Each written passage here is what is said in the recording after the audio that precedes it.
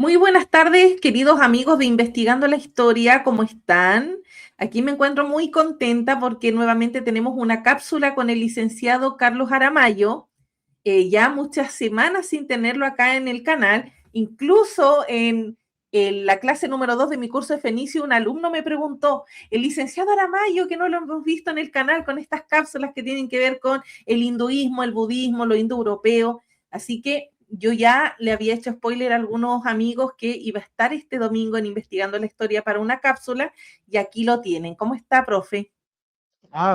Buenas tardes, Carla. Sí, qué bueno enterarme de que hay gente que te sigue también en tus cursos y que se interesa por mi trabajo, digamos, por mis presentaciones. Sí, bastante interesante la noticia.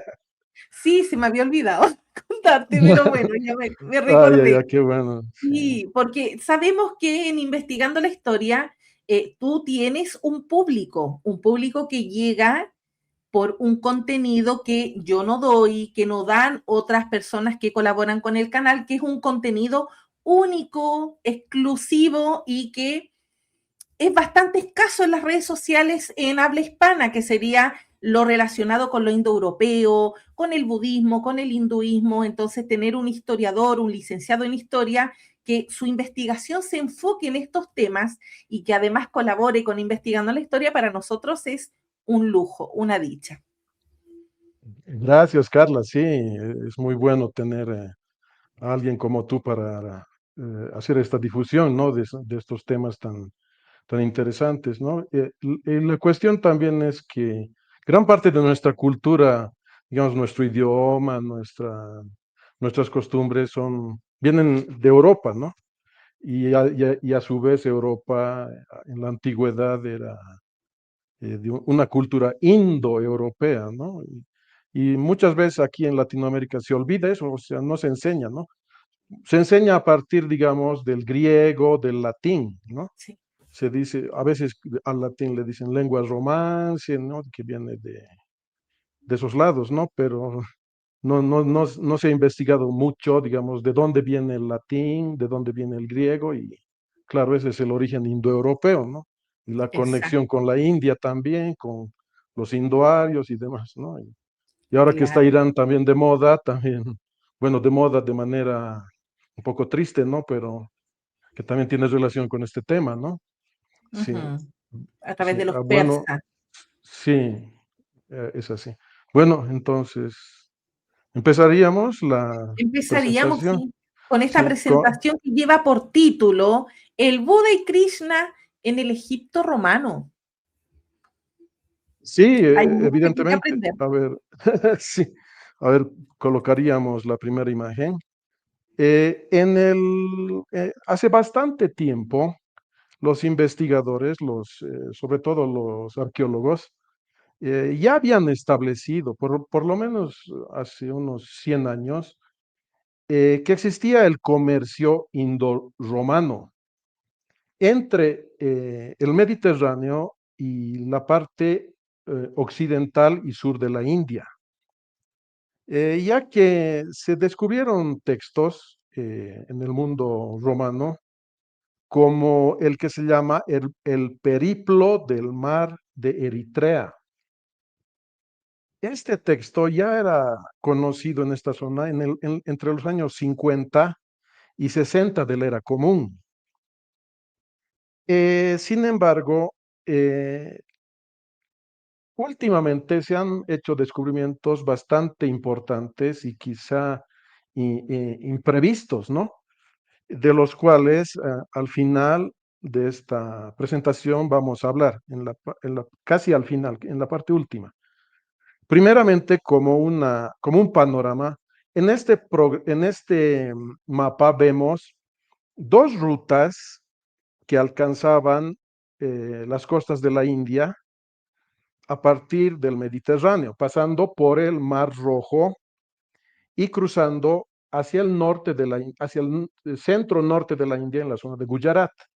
Y otra ruta que iba hacia el sur de la India, hacia la parte que se llama actualmente Kerala. O sea, dos rutas, una hacia India Occidental, hacia Gujarat, y otra hacia la India del Sur o Kerala. En la siguiente imagen eh, vemos el descubrimiento más, digamos, un descubrimiento fantástico que se realizó en la década de los 80, o sea, hace bastante tiempo. Se refiere a inscripciones en tamil antiguo que se encontraron en el sitio de Qusair al-Qadim, en la localidad, digamos, extendida en la zona de Míos Hormos, que se encuentra en un círculo rojo en la parte superior izquierda. Es una fantástica distancia desde el sur de la India, que está en el círculo a la derecha, en el círculo mayor, y la inscripción que se encontró en Míos Hornos, en Egipto, eh, eh, tenía como característica dos nombres del sur de la India, dos nombres de personajes o de gente que habitaba el sur de la India. Uno era Kanam y el otro Chatan. Eh, Esa fue la primera, digamos, señal de este comercio. La siguiente imagen ya muestra otro intercambio y cerámica también encontrada en Berenique, que ya está un poco más al sur, en las costas de Egipto que tiene en el Mar Rojo. Esta inscripción fue publicada por Irabhatan Mahadevan, un investigador indio, en 1996. Esta inscripción dice lo siguiente: Corra el jefe. También está en tamil antiguo. Eh, la inscripción dice en este idioma nativo del sur de la India, Kora Puman, Kora Puman. Luego, como una tercera señal de este desplazamiento hacia la India o desde la India, veríamos la siguiente imagen. Esta, esta se encuentra en Kor Sunjuram, en el reino del siglo I, que se llamaba Hadramaut, el reino de Hadramaut, que actualmente se encuentra en el sur de Omán, o sea, en plena península arábiga. Esta inscripción es del siglo I o II de la era común. Se descubrió o se publicó este descubrimiento el 2006. Hasta aquí vemos inscripciones en tamil, o sea, una lengua que no es indoaria, sino es del sur de la India, de las lenguas dravídicas.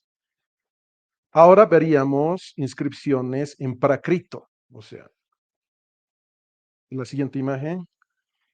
El círculo mayor, el más grande a la derecha, es la zona, incluye la zona de Gujarat.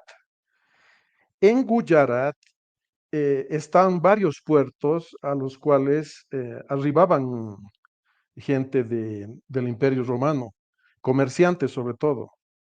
Y la inscripción que se encontró con una lengua indo-aria fue también en Míos Hornos, del cual habíamos hablado hace unos momentos, también a la izquierda. Es una inscripción en prácrito de ese sitio que mencionamos que era Qusair. Esta publicación corresponde al investigador Salomón en 1991. Y no es un fragmento, es un óstraco.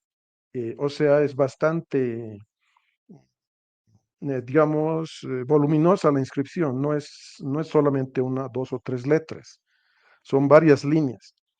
Y es una lista de productos que aparentemente se comercializaron en Míos Hornos, y se trataba de carne, aceite, vino y otros productos que o provenían de la India o iban en rumbo a la India, ¿no? La siguiente inscripción también es en prácrito. Veríamos, es en una isla, ese rectángulo rojo al centro en el mar Índico, es la localización de la isla de Socotra. que está bastante próxima a Etiopía, o sea, al Cuerno de África que le llaman, ¿no? Em, los investigadores descubrieron en una cueva de esta isla que se llama la cueva Hok, escritura Brahmi Gujarati, en particular Brahmi Gujarati occidental, entre los siglos II al IV de la era común. Eran inscripciones con tiza que escribían dentro de las paredes de la cueva.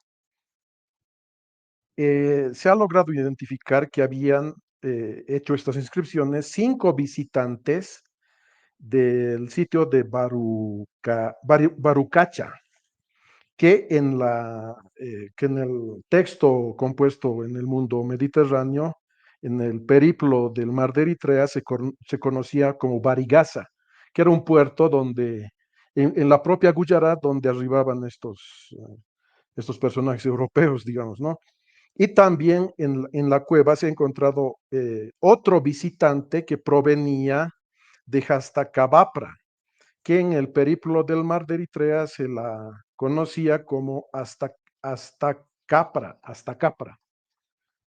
Ahora, digamos, lo más representativo está en la siguiente imagen, ¿no? Que es una tabla, ¿no?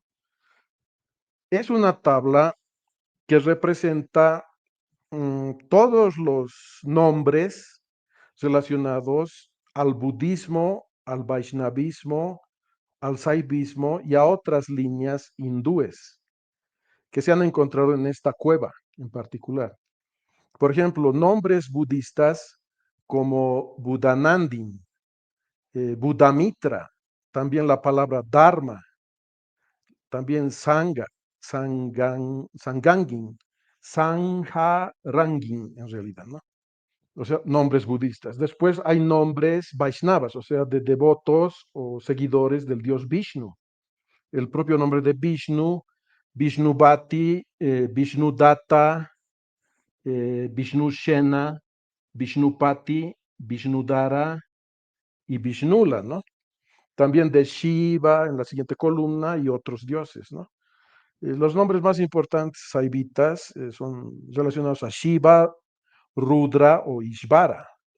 Y otros nombres de líneas hindúes como Surya, que es el sol, Skanda, el dios de la guerra, por ejemplo, Kumara, también que es otro nombre del dios de la guerra, y otros nombres védicos como Prajapati y Aryamabhuti. Claro, eso ya es bastante evidente, ¿no? Había visitantes con estas afiliaciones religiosas, ¿no? En la siguiente imagen ya se ve el tema principal de nuestra presentación, ¿no? En la propia Berenice, donde habíamos empezado esta presentación, se encontró una estatua del Buda en un lugar bastante difícil de creer que se haya encontrado. Por ejemplo, era el patio del templo dedicado a la diosa Isis en esta localidad cercana al Mar Rojo, en pleno Egipto, ¿no? Este templo dedicado a la diosa Isis era de la época tolemaica, entre el siglo IV y comienzos de la época romana. Uno de los investigadores, más bien el principal investigador, el arqueólogo Stephen Sidebottom, que es profesor de historia de la Universidad de Delaware, está aún a cargo de excavaciones en el proyecto Berenice, en esa localidad. Ellos, los de este proyecto, han datado la estatua de entre el 90 y el 140 de la era común. En la siguiente imagen vemos el plano, el esquema de cómo era el templo de la diosa Isis en esta localidad. Veríamos en la siguiente imagen, en color rojo dentro de este diseño, digamos, de este esquema, se encuentra la estatua del Buda a la derecha. Un poco más a la izquierda se encuentra una piedra, una losa en realidad, que contenía una inscripción esculpida en sánscrito. Lo interesante se puede ver en la siguiente imagen, que ya es una foto de esa losa, de esa piedra, que sería una dedicatoria budista en el centro, con mensajes en griego arriba y abajo, o sea, al comienzo y al final. Esta piedra se descubrió en el año 2024. En el siguiente, digamos, en la siguiente vista veríamos el texto reproducido en sánscrito, en color verde, ¿no? Son 3 líneas que están ahí en idioma sánscrito, idioma de la India, el idioma indoario más antiguo del que se ha reconstruido su existencia, ¿no? En la siguiente está la transliteración, veríamos con fondo negro y letras blancas la transliteración, ¿no? Arriba y abajo, o sea, en la primera línea y en la última está en griego, ¿no? Las 3 del centro son sánscrito.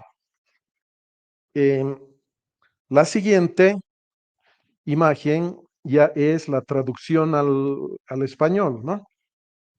En la primera línea en griego dice buena fortuna. Y en las siguientes líneas en sánscrito dice éxito. En el sexto año del rey Filipo, en el quinto día de la brillante Asvayuya, de mediados del mes, en este día el Kshatriya Vasula ha establecido una imagen de, y ahí se corta, como que no se puede saber qué decía ahí, para el beneficio y placer de todos los seres. Y abajo de nuevo en griego, Vásulas la preparó. Se ha determinado por los arqueólogos que ese sexto año del rey Filipo y el quinto día de la luna brillante corresponde al 9 de septiembre del año 248 de la era común, que correspondería al sexto año del emperador romano Filipo el Árabe. Esta es una de las pocas inscripciones que se pueden datar con tanta precisión, ¿no? Y se ha encontrado en Egipto, ¿no? Una de las pocas inscripciones en sánscrito datadas con esta exactitud, ¿no? También en el templo que habíamos visto se encontraron monedas de la India, de la dinastía Satavahana del siglo II. Hasta aquí hemos visto una inscripción budista en sánscrito. Ahora vamos a ver la relación con el hinduismo, ¿no? En la siguiente imagen, ahí mismo, en Berenice, en un depósito prácticamente,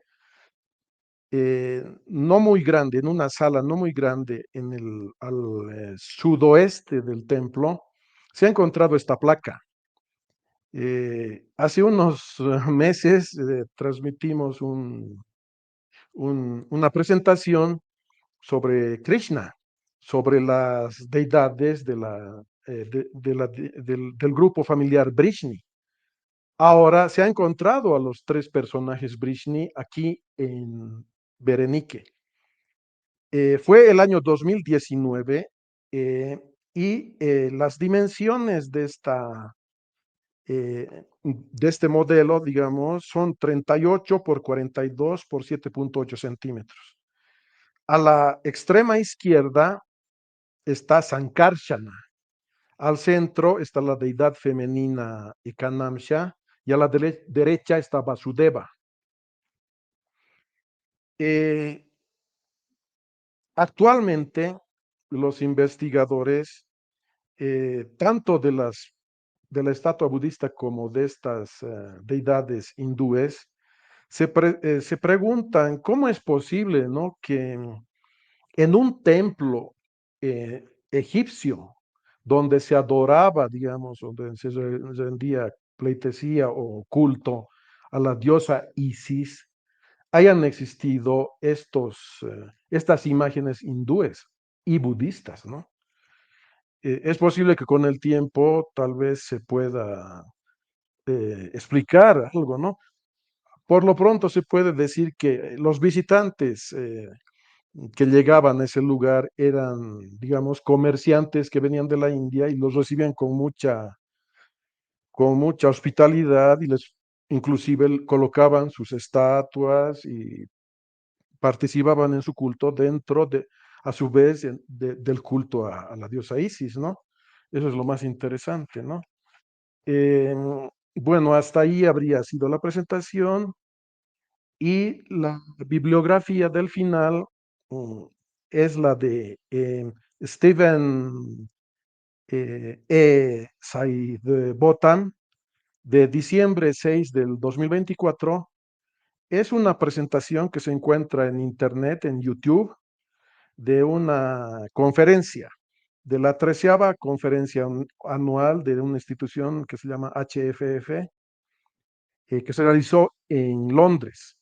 Y la presentación se llama De barcos y dioses, indios en Berenique, Egipto, y cómo llegaron ahí, o cómo llegaron allá. La otra parte de la bibliografía es la de Ingo Strauch y de Charlotte Schmidt, del 11 de febrero de este año, del 2026, titulada Desde el Valle de los Reyes hacia la India, inscripciones indias en Egipto. Y esta presentación es también de una conferencia, del primer día de la conferencia que se llamaba una conferencia internacional de 4 días sobre la epigrafía tamil, que se realizó en la propia India, en el sur de la India, en el Departamento de Estado de Arqueología del estado, evidentemente, de Tamil Nadu. Eh, Sería bastante interesante continuar esta presentación con esta última parte de la bibliografía en una entrega posterior, porque es el descubrimiento más interesante en el Valle de los Reyes, así. Les diría, esa es la parte importante. Bueno, hasta aquí Sí, la presentación. y yo veo la fecha, 11 de febrero del 2026, o sea, ¿quién más que el licenciado Aramayo actualizándose en los temas? Porque siempre nos sorprende con datos que están salidos del horno, recién, apenas salidos del horno. Sí, evidentemente, inclusive está por publicarse el artículo, digamos, en una revista académica, ¿no? Esta fue una presentación en la conferencia que se realizó en India, ¿no? Sí, es Claro, del día la uno, parte era, importante. me imagino, de varios días. El día uno, Eh, claro, sí, el día uno. Lo que me gustaría preguntar, primero agradecer por esta presentación tan interesante, preguntar sobre Míos Hormos, que, bueno, me quedó súper claro que era como una ruta, una red comercial en un periodo del Egipto romano, o sea, primer siglo antes de nuestra era, siglo I de nuestra era, Y sobre eh, todo, sí, sí, sobre 1 o todo 2 de entre el nuestra era, siglo I, 2, 3, inclusive hasta el 4. de Del siglo nuestra era. I al 4 de nuestra era, sí. El templo que te mencioné de Isis ya existía en el siglo III antes de nuestra era, por lo menos. Claro, es Pero mucho más empezaron a antiguo. llegar, digamos, las estatuas y las inscripciones a partir de 4 siglos después, ¿no? A partir de la Claro. era común, ¿no? Sí, y cómo es que se junta, imaginen, a través del Mar Rojo, que si nosotros vemos en un mapa ese Mar Rojo que conecta África con Asia, cómo es que llegan a esos lugares. Y lo que yo estoy pensando cuando yo estudié el periodo medieval, en el periodo medieval mucha gente está intentando ir a la India para adquirir, comercializar con estas especies, por lo que la India era tan popular en un periodo medieval súper popular y solamente la élite llegaba a adquirir estas especias que venían de la India. Pero acá estamos en los primeros siglos de nuestra era, donde ya Claro, está una Roma comercializando con ellos, o sea, es algo que muchos siglos claro, es antes. algo extraordinario, ¿no? Y evidentemente, digamos, de manera textual, digamos, la escritura o la referencia más importante es el periplo del mar de Eritrea. Es un texto que se compuso en el siglo I, sobre todo entre los años 50 y 60 del siglo I, que utilizaban los marineros para llegar hasta la India, ¿no? Ese es Ujú. el texto. Y al mar Índico, o sea, al mar que existe entre África, digamos, África, Arabia y la India, o el subcontinente indio, se llama actualmente mar Índico, ¿no? Pero ellos le llamaban el mar de Eritrea, le llamaban. Sí, Magnífico. Bueno, ya muy sabemos bien. que esto va a continuar. A partir de la segunda referencia bibliográfica de la conferencia, vamos a tener una segunda ponencia sobre este tema. Claro, vamos a continuar con el asunto de hasta dónde llegaron dentro del territorio El egipcio, Valle ¿no? de Es los algo Reyes, el Valle sorprendente. de los El Reyes, Valle de los Reyes llegaron ahí, bueno, sería, como dice siempre, un spoiler, pero a ver, hasta ahí por lo pronto, ¿no? Vamos a continuar en la siguiente presentación. excelente, profe. Sí, sí, Muchas sí. gracias por esta cápsula y por siempre traernos novedades, porque estas son novedades, siempre Sí, son actualizadas. novedades, sí, y siempre hay congresos, nuevas Mm, excavaciones y descubrimientos increíbles, ¿no? En cierta manera, ¿no? ¿Quién podría pensar que en un templo a una diosa egipcia se encuentre? Pues, no es claro, es que yo material siempre indio, digo, ¿no? Sí, a raíz de estas redes de comercio de ciertos periodos, las redes de comercio no solamente involucran la mercancía que se está sí, sí, comercializando, la claro, cultura, la religión, sí, hay intercambio de todas partes, o sea, en todo sentido se generan intercambios. sí. La arqueología más tradicional, por ejemplo, pensaba que no por encontrar productos de una zona o de una región en otra, la cultura desde ese sector se trasladaba al otro, ¿no? Pero últimamente sí se considera inclusive que habría habitantes, varias generaciones de gente nacida o sea, la primera generación de gente nacida en India llegó hasta Egipto por mar, o sea, eran marineros y que tenían una religión, una cultura, o varias religiones indias, ¿no? Y llegaron a Egipto, inclusive pudieron establecerse ahí Ujú, durante algunas generaciones y tener su propio culto, ¿no? Ahí, su claro, propia cultura dentro del territorio al cual habían llegado, ¿no? Es claro, así. Aunque, digamos, esto, como hemos presentado, es de comienzos de la era común, ¿no? claro, sí. 2000 años antes existía la civilización del Valle del Indo, que no era indoaria, y que también se sospecha que tenía comercio con Occidente, ¿no? Con Mesopotamia.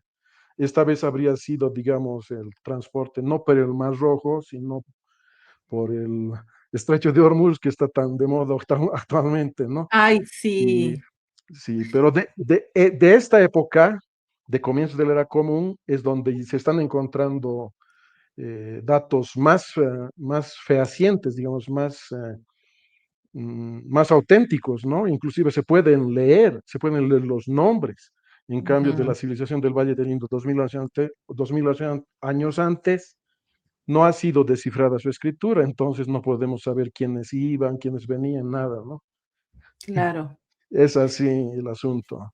Súper. Yo me estaba acordando ahora mientras lo escuchaba cuando entrevisté a la profesora Eva Tobalina y ella comentaba que, por ejemplo, la ruta de la seda, que también Sí, sí, involucraba a la India y involucraba muchos lugares, también sirvió como una ruta de intercambio cristiano.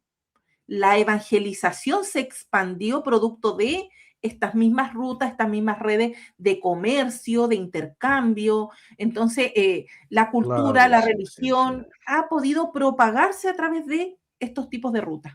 claro, hacia el lado opuesto, ¿no? Por ejemplo, en el sur de la India, donde mencionábamos Kerala, se ha encontrado un puerto, el puerto de Musiris, y los cristianos evidentemente dicen que ahí arribó Tomás, pero claro, hasta donde pude leer o investigar, eh, la postura oficial académica es que sí, o sea, sí aceptan que el apóstol Tomás o algún representante cristiano llegó al Mm, sur de la India.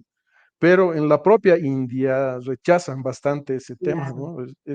Dicen que es un mito. Ellos sí dicen que es un mito cristiano el que haya llegado Tomás al sur de la India. Claro, generaciones después, o mucho tiempo después, los portugueses llegaron a esa zona, que es Goa, y ahí se implantó el catolicismo y todo lo demás, que ya sería un asunto Oye, de la oye, qué buena muy cápsula posterior. tomás en la India.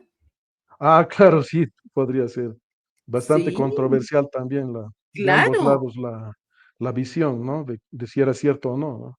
claro. Imagínate Sí, sí, los académicos diciendo, Tomás sí llegó a la India y desde la India, no, aquí no lo no, eso conocemos. es un mito, ¿no? Eso es un Claro, mito. Sí, los dioses Krishna, Shiva, Vishnu, con cuatro brazos o cuatro cabezas, sí son parte de la religión oficial de la India, digamos, ¿no? claro. Pero Santo Tomás, no, ese sí es un mito, ¿no? Sí es un... Oye, está bueno para cápsula, para que lo tomes en cuenta, Sí, para sí, seguir tendría como que con ser esto, los para detalles continuar. de eso, de estas posturas. Claro, sí, tendríamos que continuar y informar al público, ¿no? Sobre estos temas. Claro. Así como pregunta, ¿Tomás en la India? Ah, sí, podría ser. Bueno, Así muchas es. Bueno, gracias, profe, por esta cápsula. Gracias a los amigos que luego se van a sumar en diferido para poder apreciar esta cápsula, aprender de estos contenidos y seguir dispuesto a continuar el tema que ya nos avisó el profe que viene una segunda parte.